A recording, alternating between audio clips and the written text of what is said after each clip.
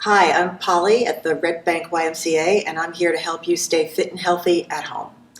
I'm using household items to replicate some of the things that you might be doing in the gym if you had equipment. So if you happen to have two heavy objects that are approximately the same weight in your home, we happen to have two equal weight jugs of cleaning fluid here, and they're about 8 pounds, so not super heavy. But I want to demonstrate for you what a clean is, and what the purpose of a clean, not cleaning the floor with this product, but cleaning, meaning picking something up from the floor to get it into a position where you can move around and do things with it, whether it's lunges, whether it's a bag of mulch in your backyard that you need to pick up and move to another place in your yard. In this case, we have a total of about 16 pounds of weight that would be easy for me to just kind of fling up to a position like this, not too hard.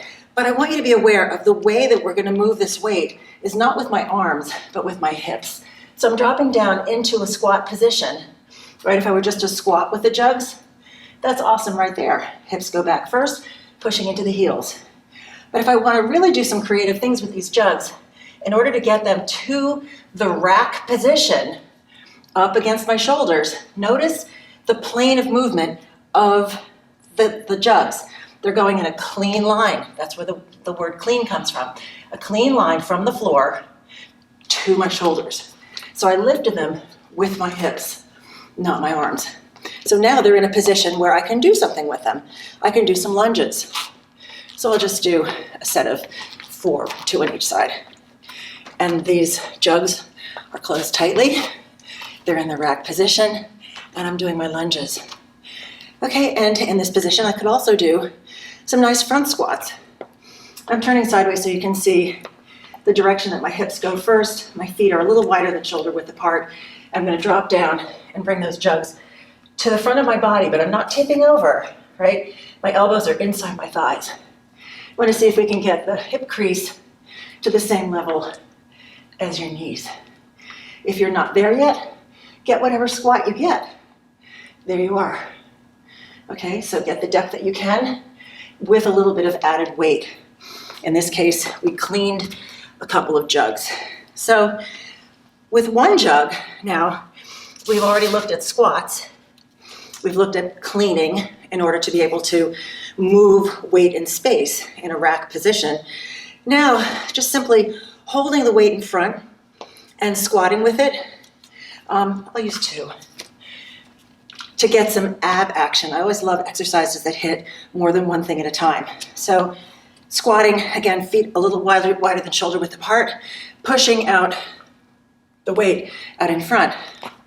Notice that my hips are going back, and I'm pushing the weight out as I go down. And I really feel my abs. Just do 4. So with whatever weight you're using.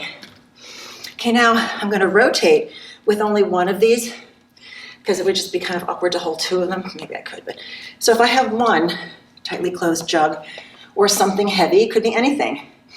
In a lunge position, time under tension, meaning that I'm not going up and down like I was before in the lunges.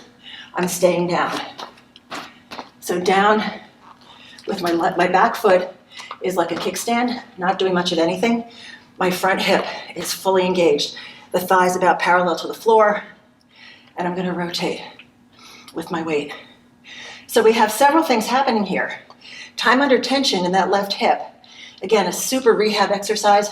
I'm pushing into my left heel, my anchor heel, my supporting leg, and rotating. So I've got core rotation as well as stabilization in that lunge.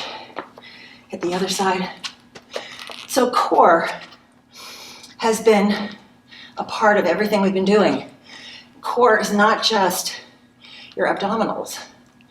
Core is your entire trunk from here, including your shoulders, all the way down, front and back, which means that your back is most of your core, including the glutes, which are the biggest muscles in your body. So we've already been hitting the glutes a couple of different ways here. I'd like to do one more exercise with time under tension. It is really important that we keep that message going to those big muscles so that they'll do what we want them to do when we want them to. So a bent over row. Could be with 2 jugs. I'll do it with 2 jugs. Or it could be with 1. In this case, again, I'm in that lunge position. My back foot isn't doing much. I'm loaded up on the front hip, and I'm rowing. Controlling the downward movement of the weight. If you can put together 10 reps or more in several sets. And then the other leg to the back. And there's our rows again. This time loaded up on the front, on the right foot.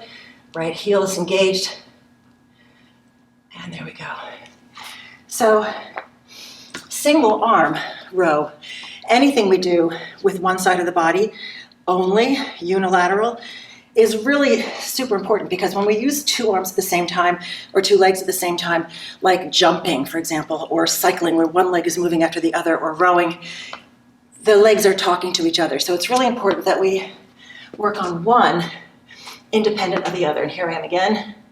So I'm rowing with my jug using the arm on the side of the leg that's extended. So do some unilateral stuff too. Load it up and row. And find the weight that's challenging for you.